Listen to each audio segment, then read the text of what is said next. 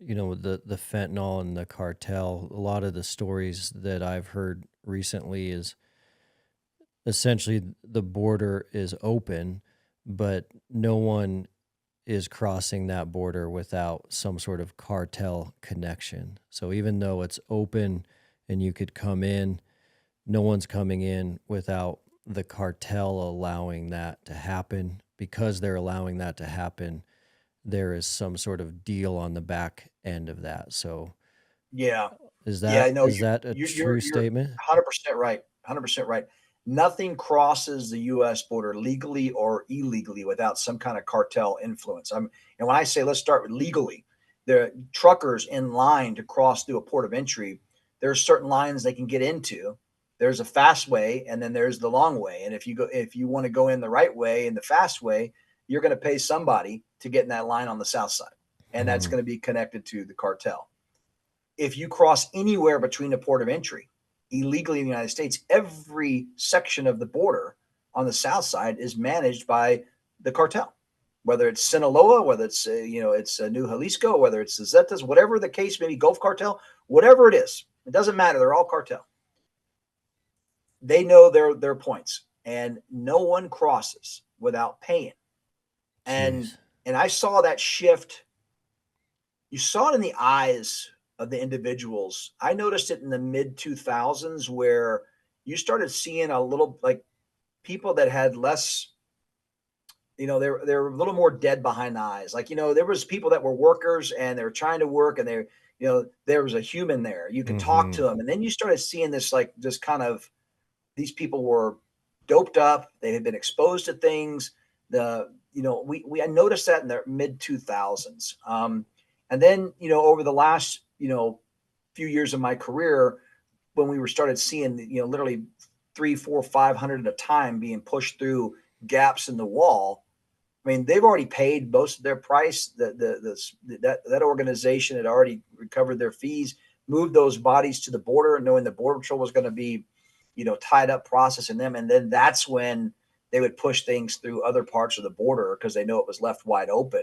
Hmm. But there was a when you've seen evil in people's eyes, you never forget it. Yeah. When you stare down somebody and you're like, and you see the tattoos or you see some of the emblems, you're like, we know where you got that and how you got that. Mm. You've killed people and you know, you just know it and you sense it. And the first time, and I go back to, these were sicarios before people even knew there were sicarios. That we encountered in when I was an agent in New Mexico, and caught them a couple times. And it was like that second or third time when you realize, hey, wait a second, Yeah. these just aren't Farmers. farm workers, right? And lo and behold, we were able to get some information and some intel and realize what was going on. And there was a whole different look about them. That Hmm. if you lined up 100 people, you'd pick out who doesn't belong. And it's like, these guys, you could tell in their eyes and their mannerisms, and that's real. And it is such a profit making business. The big shift has been, um, cartels are business, right? They're commodity neutral, whatever's going to make them money. Hmm. But running people, moving people is so profitable and very low risk because they're paid. Most of them are paid in advance, at least partially. They've got them on the south. When they get across, the current administration, the government's completing the smuggling cycle for them. They show up where they're supposed to show up. They're going to be put to work. They're going to be either indentured servitude or traffic, because a lot of them don't know they're traffic until it's too late to pay off that debt. Sending money back. Yes, sending money back, right? Working it off. If it was narcotics, if it's drugs, you have to manufacture it, you have to smuggle it, you have to get it to its destination, and then the money has to come back. And Hmm. then anywhere in that cycle, it could be intercepted. Where people are flying in, they're getting moved to the U.S. border, pushed through a gap in the fence, and the smugglers are done. We just know who you are. We've got all your money. We know where your family is, and we know where you're going because we push you through Yuma. You're going to be at Sky Harbor Airport probably within 3 to 4 days on a flight out. We'll be following you. I mean, that's Man, how they work.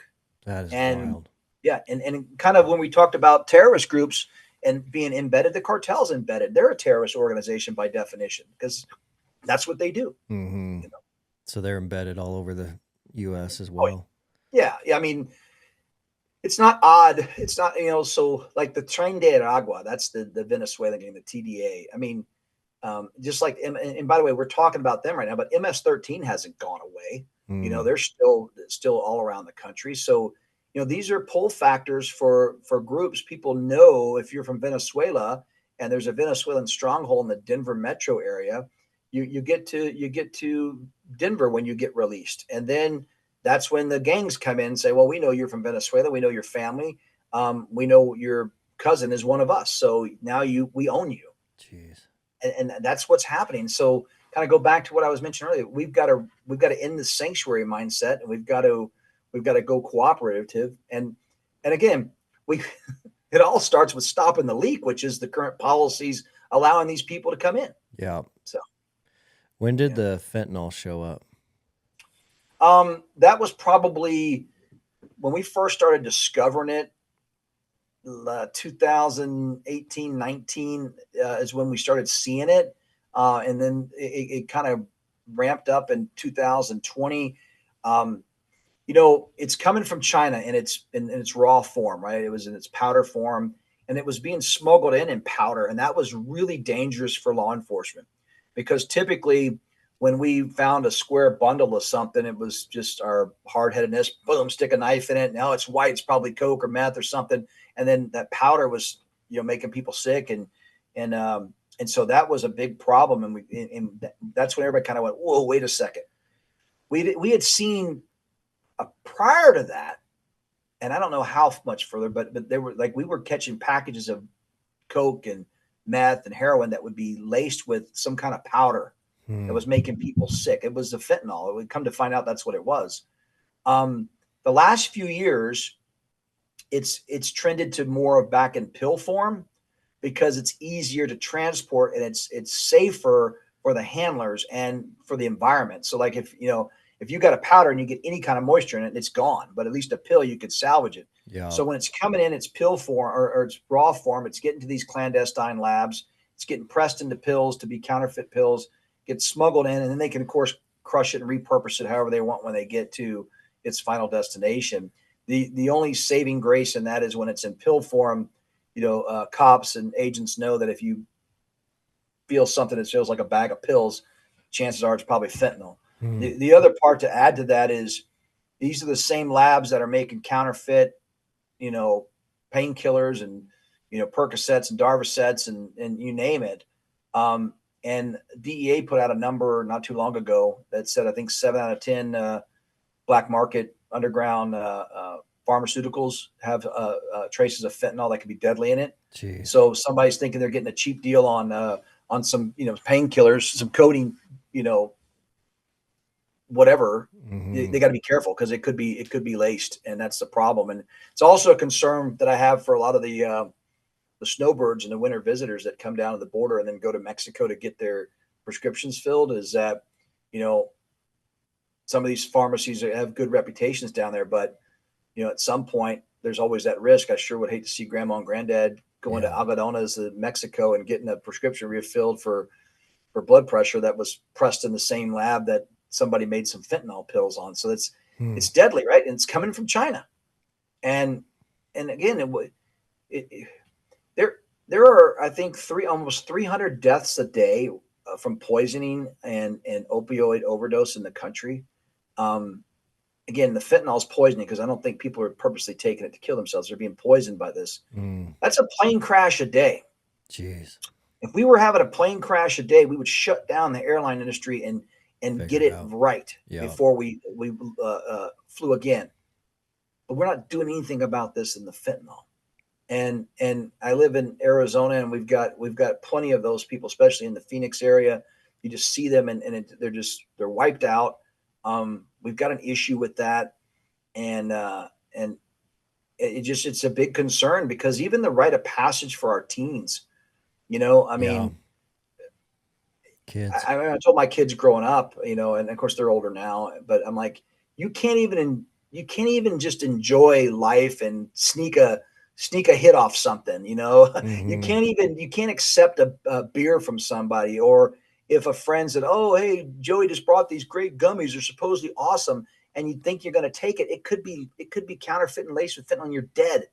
So you can't even enjoy life anymore. And I'm not advocating that, Yeah. believe me, but I'm also real. And I know how I grew up and what was going on in my world growing up in the big city, that was just part of a rite of passage. Yep. High school Parents are gone, parties. so they don't hear this anymore. But I mean, you just did things, right? I mean, and of course, my dad knew the way I parked my truck at night if I'd been out drinking, and I usually made me get up early and do work, and I regretted it every day. But but that's the part that we have as parents and a responsibility as community leaders to make sure that we end this kind of crisis. And again, we're never going to get rid of evil because of the free will that God gave us. People are going to do bad things, but if we can mitigate it through enforcement and a combination of enforcement and education, we can save some lives. And that's the whole key, because it all comes back down to, we got to secure the border, we got to harden our ports, we have to give the resources so we can live the American dream and not be fearful of people and things out there. At least not be aware, but not fearful of it. And right now, it's too much fear out there that we got to get this fixed, and it starts with the border.